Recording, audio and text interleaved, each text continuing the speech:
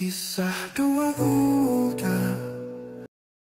Ada warga Kabupaten Toraja Utara, Provinsi Sulawesi. Ini bukti biarpun beras sudah mahal, tapi petaninya tetap miskin. Perwakilan dosen ini dicopot dari jabatannya akibat laporkan dugaan korupsi keluarga Jokowi.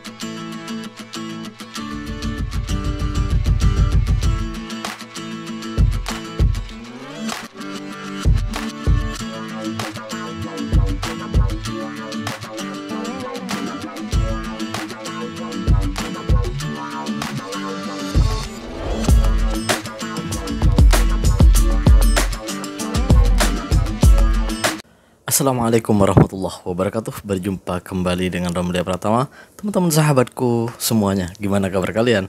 Mudah-mudahan kalian semuanya baik-baik saja beserta keluarganya di sana. Teman-teman sahabatku, buat kalian yang baru gabung, yang baru nonton video ini, silahkan di subscribe dulu, di like dan di komen guys. Buat teman-teman sahabatku yang udah mendukung support channel ini, terima kasih. Mudah-mudahan kalian semuanya diberikan keberkahan umur, keberkahan rezeki, dimudahkan segala urusannya, baik urusan dunia maupun urusan akhirat. Amin ya rabbal alamin. Teman-teman sahabatku semuanya, seperti biasa guys, kita akan nge-reaction beberapa video yang lagi viral guys. Tapi sebelumnya saya turut berduka cita atas terjadinya banjir di Kalimantan Barat. Mudah-mudahan banjirnya cepat surut dan cepat selesai urusannya. Mudah-mudahan tidak ada korban. Mudah-mudahan semua pengungsi dalam keadaan sehat walafiat dan diselamatkan oleh Allah Subhanahu wa taala. Dan terima kasih buat teman-teman yang ada di Malaysia yang sudah memberikan bantuan kepada saudara-saudara kami yang ada di Kalbar. Terima kasih buat semuanya. Mudah-mudahan Allah yang menggantinya. Teman-teman, seperti biasa kita akan reaction guys beberapa video yang lagi viral. Seperti apa videonya? Ini dia guys. Ini dia Ada guys. warga Kabupaten Toraja Utara, Provinsi Sulawesi Selatan yang protes setelah ditemukan aspal dingin digunakan pekerja proyek. Waduh. Akibat aspal mudah dikupas menggunakan tangan kosong. Proyek yang menelan dana 3 miliar rupiah lebih dari anggaran dana 2 tahun lalu tersebut, atau tepatnya di 2023, baru dilanjutkan pada awal tahun 2025. Hal ini membuat warga menaruh curiga dengan kontraktor yang tiba-tiba melanjutkan pekerjaan setelah mendapatkan sorotan. Tak ayal setelah dicek sejumlah warga dan tokoh masyarakat setempat, aspal yang dihampar terlihat dingin dan dapat dipegang menggunakan tangan kosong. Walau sempat ditegur oleh warga dan tokoh masyarakat, justru pihak kontraktor diduga memanfaatkan kelengahan warga untuk melanjutkan pengaspalan yang akhirnya terlihat tak layak. Ya seperti itulah kira-kira guys di tempat kita gitu. Kalian bisa lihat itu salah satu contoh sebenarnya. Waduh parah guys sebenarnya kok di tempat kita itu. Makanya aspal di sana itu ya. Aspal di sana itu. Waduh gimana ngomongnya ya. Malu gitu. Masa iya negara yang penghasil aspal di Sulawesi ini yang di video tadi itu adalah penghasil aspal loh. Tapi aspalnya sangat waduh. Ya karena korupsi sebenarnya, karena rasuah gitu. Bisa jadi seperti ini tuh karena rasuah. Ya, beberapa kali tuh di tempatku itu ada pengaspalan. Aduh, gak nyampe 1 tahun itu udah rusak aspalnya, udah rusak. Gue kadang iri sama Malaysia ini. Dulu kan saya kerja di kontrak-kontrak besar gitu kan, buat rumah-rumah gitu, rumah-rumah teres. Jadi saya tahu tuh aspal tuh seperti apa. Dan ada di beberapa tahun yang lalu itu yang pernah gue ceritakan di video dulu ya. Di videoku dulu itu ada di Kindara, di Pucung Kindara ini. Itu aspalnya tuh sampai sekarang tuh masih ya itu gitu, tapi masih bagus gitu. Padahal itu udah lama banget guys. Udah lama banget, bertahun-tahun sudah. Tapi bagusnya aspal sini tuh gue herannya itu. Kok bisa gitu? Ya mungkin karena ya nggak ada rasuah. Tapi kalau di tempatku 1 tahun itu udah banyak yang rusak udah guys aspalnya. Gue nggak tahu kualitas aspalnya tuh seperti apa, gue nggak tahu. Kok bisa gitu? Padahal ya cara pengerjaannya sama, tapi sedikit lebih modern sini ya.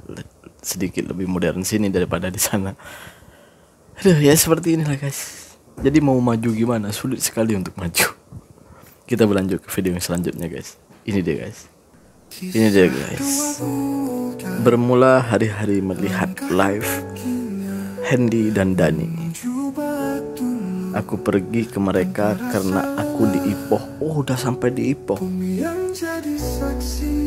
Itu artinya 2 orang yang dari Indonesia menuju Mekah ini sudah menuju ke perbatasan Malaysia dan Thailand ya. Mudah-mudahan diselamatkan oleh Allah. Terima kasih rakyat Ipoh, terima kasih masyarakat Ipoh. Ramai orang-orang baik menunggu mereka. Iya, saya ikuti live beliau. Waduh, sangat antusiasme orang Malaysia. Terima kasih orang Malaysia. Semoga kau ridhoi sampai ke tanah suci. Semoga Allah meridhoi perjuangan kalian.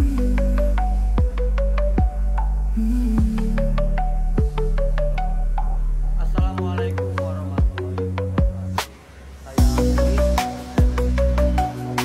Jadi sekarang kita masih di daerah Cikande, Serang.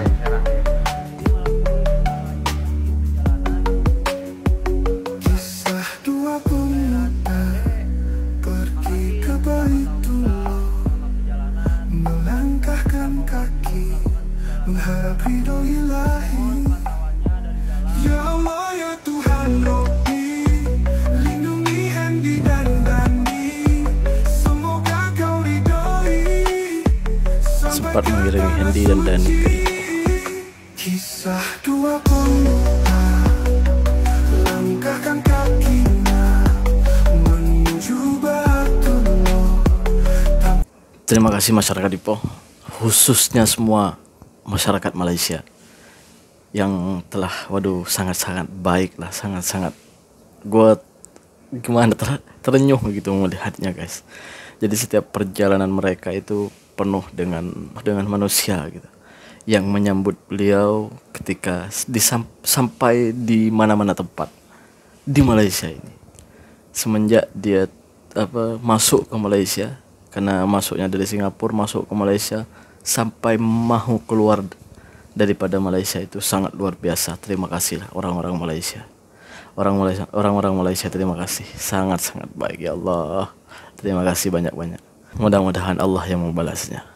Kita berlanjut ke video yang selanjutnya guys. Ini deh guys. Ini bukti biarpun Ini beras guys. sudah mahal, tapi petaninya tetap miskin. Perwakilan Bank Dunia untuk Indonesia yang namanya Caroline Thorpe itu bilang kalau harga beras di Indonesia merupakan salah satu beras termahal di ASEAN. Tapi ironisnya, pendapatan petani beras atau petani padi malah justru rendah. Nih begini perbandingan harganya ya. Harga beras di negara tetangga kita Malaysia itu sekitar 6-9 ribu rupiah per kilogram. Di Thailand itu 9 ribu rupiah juga per kilonya. Di Singapura aja itu masih cuma 12 ribu rupiah per kilonya. Tapi di Indonesia harga beras itu udah mencapai 14 ribu sampai 18 ribu rupiah per kilonya. Harga beras sekitar 20% lebih mahal dibanding beras-beras di negara tetangga kita. Bahkan lebih mahal daripada Singapura harga beras kita. Dan mirisnya, lu tau nggak pendapatan petani beras kita berapa? Menurut survei pertanian terintegrasi yang dilakukan sama BPS tahun 2024, pendapatan rata-rata petani kecil di Indonesia itu kurang dari $1 per harinya, atau hanya sekitar 5,2 juta rupiah doang per tahun. Per tahun loh ya, bukan per bulan. Dan 72% petani di Indonesia itu merupakan petani skala kecil yang pendapatannya segitu doang. Kenapa bisa gitu? Katanya sih biarpun harga gabah sedang tinggi, tapi harga produksi beras juga semakin mahal. Makanya pendapatan petani nggak naik katanya. Tapi kok ada yang aneh ya? Gimana menurut lu soal ini? Komen ya.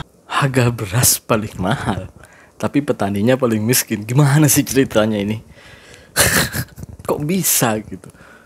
Dan kejadian ini bukan hanya tahun ini aja. Udah dari sejak dulu kita itu seperti itu. Beras ya menjadi yang termahal di Asia Tenggara ini. Padahal kita itu kalau di tanah kita itu lebih subur dari tanah-tanah yang ada di Asia Tenggara ini. Tapi aduh, gue nggak tahu ngomongnya lah. Ya gimana guys, ya petani itu nggak merugi. Pupuk atau baja itu mahal, udahlah mahal, sulit untuk mendapatkan baja itu. Aduh ya Allah, jadi bersyukurlah hidup di Malaysia. Orang-orang yang hidup di Malaysia ini, menjadi warga negara Malaysia ini, bersyukur kalian, benar-benar bersyukur. Harga beras kalian tuh masih yang termurah gitu. Di tempat kita itu mahal sekarang, mahal. Bukan hanya sekarang, daripada dulu itu memang menjadi yang termahal. Coba bayangin. Dan petaninya menjadi yang termiskin. Astagfirullah, mudah-mudahan ada perbaikan lah ke depan ini gitu. Amin. Kita berlanjut ke video yang selanjutnya guys. Ini dia guys. Dosen ini Ini dia, dicopot dari guys. jabatannya akibat laporkan dugaan korupsi keluarga Jokowi. Guys, masa gara-gara laporin Jokowi ke KPK karena curiga adanya korupsi, kolusi dan nepotisme, dosen ini malah dicopot dari jabatannya? Kasus ini sangat disesalkan sama mantan jubir Gus Dur guys, yaitu Adi Masardi. Jadi, kasusnya tuh Ubedillah Badrun, dosen dari Universitas Negeri Jakarta, harus rela jabatannya sebagai koordinator program studi dicopot guys. Karena Ubedillah dengan berani laporin Jokowi ke KPK. Padahal bagi Adi, Ubedillah ini akademisi yang lurus dan jujur terhadap nasib Indonesia. Tapi malah dapat perlakuan gak adil dari kampus UNJ. Kalau menurut kalian, emang Jokowi masih bisa pengaruhi KPK ya? Seperti itulah. Bagi orang-orang yang berani meluruskan dan berani membuat sesuatu di Indonesia itu, ya mereka siap-siap untuk disingkirkan gitu. Kalau bisa itu ya dibuang ke negara lain gitu. Jadi orang-orang baik di sana itu susah untuk berkembang gitu guys. Kalau mau hidup di sana tuh ya ikut-ikutan jahat gitu, baru aman. Aduh, gua heran ya sama pejabat politikus sana itu. Aduh, semuanya maunya uang dan uang. Aduh, guys, penat sebenarnya guys. Dengar berita-berita dari negara sendiri itu penat sebenarnya. Telinga kayak gimana gitu. Setiap hari dari sejak lahir sampai sekarang hanya mendengar orang-orang yang seperti ini gitu. Astagfirullah, entah sampai kapan negeriku akan seperti ini. Mudah-mudahan ada perbaikan ke depan. Ya setidaknya samalah dengan Malaysia gitu guys. Gue sebenarnya iri lihat kalian guys, orang-orang Malaysia ini hidupnya enak, makmur, kerjaan gak sulit. Ya harga bahan pokok masih termasuk yang murah. Di tempat kita, waduh. Ya seperti itulah guys. Kokori kemana ya? Kok negara sulit gini masih cari kesalahan orang ya? Terima kasih buat semuanya. Assalamualaikum warahmatullahi wabarakatuh. Jangan lupa guys, sholawat.